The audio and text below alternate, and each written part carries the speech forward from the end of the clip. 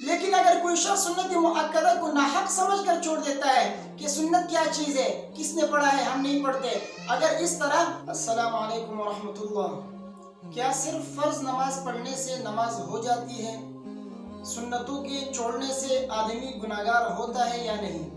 کیونکہ بعض اوقات انسان بیمار ہوتا ہے، بخار ہوتا ہے، سر میں درد ہوتا ہے، کمزوری بیماری کی وجہ سے اتنی ہوتی ہے کہ آدمی کا دل نہیں کرتا ہے نماز پڑھنے کو، اٹھنے کو دل نہیں چاہتا ہے، تو کیا اس صورت میں آدمی فرض نماز پڑھے اور سنتیں نہ پڑھے تو اس صورت میں آدمی گناہگار ہوگا یا نہیں ہوگا؟ تو آج اس موضوع پہ میں آپ کے سامنے اس مسئلے کی مکمل وضاحت کروں گا۔ آپ سے گزارش ہے کہ ویڈیو کو آخر تک دیکھیے تاکہ یہ مسئلہ آپ کو اچھی طرح آپ کے ذہن میں بیٹھ جائے، اور ہاں، ویڈیو کو آپ اپنے دوستوں کے ساتھ ضرور شیئر کیجئے تاکہ دوسروں کو بھی اس سے فائدہ حاصل ہو۔ تو چلیے شروع کرتے ہیں کہ صرف فرض نماز پڑھنے سے نماز ہوتی ہے یا نہیں۔ دیکھیے، ایک تو ہے فرض نماز۔ فرض نماز کسی بھی صورت میں چھوڑنا اس کا جائز نہیں ہے، خواہ آپ صحت مند ہو یا بیمار ہو، سفر میں ہو یا حضر میں ہو، کسی بھی صورت میں آپ کے لیے فرض نماز کا چھوڑنا جائز نہیں ہے۔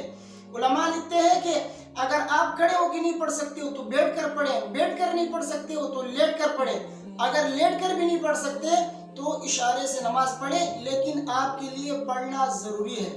تو فرض نماز کا چھوڑنا کسی بھی صورت میں جائز نہیں ہے۔ دوسرا ہے واجب نماز۔ واجب بھی جو ہے یہ بھی فرض کی طرح ہے، اس کا بھی پڑھنا ضروری ہے۔ اگر واجب نماز آپ ترک کریں گے، چھوڑ دیں گے تو اس سے آپ گنہگار ہوں گے۔ اور تیسرا سنت مؤکدہ۔ سنت مؤکدہ وہ نماز ہے جو نبی کریم صلی اللہ علیہ وسلم نے کبھی اس کو ترک نہیں کیا، ہمیشہ پڑھا ہے۔ اگر سنت مؤکدہ کوئی شخص چھوڑ دیتا ہے، اس کے ترک کرنے کو اور اس کے نہ پڑھنے کو اپنی عادت بنا لیتا ہے تو وہ شخص گنہگار ہوگا۔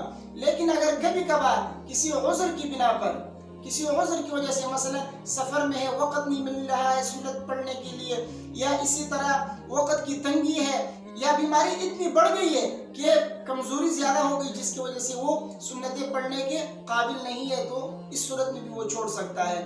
اور ساتھ میں علماء نے یہ بھی لکھا ہے کہ اگر کوئی شخص بلا عذر اس کے ترک کرنے کو عادت بنا لیتا ہے تو وہ شخص گنہگار ہوگا۔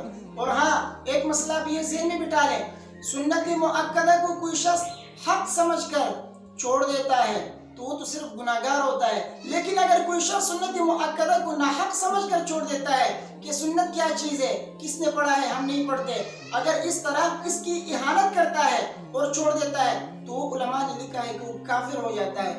لہذا سنت مؤکدہ پڑھنے کا اہتمام کرے۔ اگر کوئی شخص بلا عذر چھوڑ دیتا ہے اور اس کی چھوڑنے کو اپنی عادت بنا لیتا ہے تو وہ تو گنہگار ہوگا۔ فاسق علماء نے لکھا ہے کہ وہ فاسق ہوگا اور گنہگار ہوگا، لیکن اگر کوئی شخص کسی عذر کی بنا پر چھوڑ دیتا ہے تو اس وقت وہ گنہگار نہیں ہوگا، اس وقت اس کا چھوڑنا اس کے لیے جائز ہے، لیکن وہ بھی عذر کی بنا پر، بغیر عذر کے گنہگار ہوگا۔ اب آتے ہیں کہ سنت مؤکدہ یہ کون سی نمازیں ہیں۔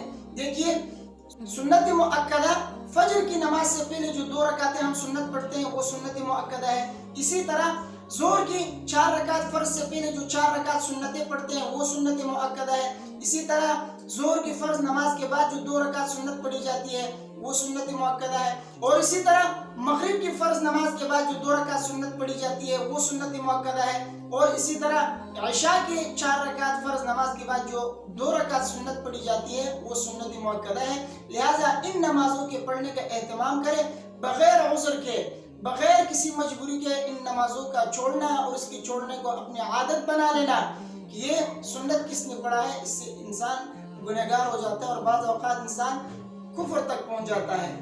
اور اسی طرح ایک اور نماز سنت غیر مؤکدہ اور اسی طرح نوافل، یہ جو نمازیں ہیں یہ آپ کے اختیار میں ہیں، اگر آپ پڑھیں گے تو آپ کو ثواب ملے گا، اگر آپ نہیں پڑھیں گے تو اس کے متعلق آپ سے باز پرس نہیں ہوگا، آپ گنہگار نہیں ہوں گے۔ لیکن ایک بات یہ بتاتا چلوں کہ سنت غیر مؤکدہ اور اسی طرح یہ جو نوافل ہے یہ مکملات میں سے ہے۔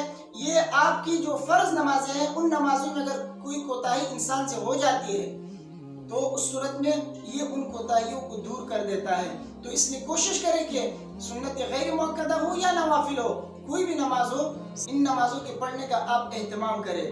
اللہ تبارک و تعالیٰ مجھے اور آپ سب کو عمل کرنے کی توفیق عطا فرمائے۔ ویڈیو کو اپنے دوستوں کے ساتھ زیادہ سے زیادہ شیئر کریں اور مجھے اپنے دعاؤں میں یاد رکھیے۔ السلام علیکم ورحمۃ اللہ۔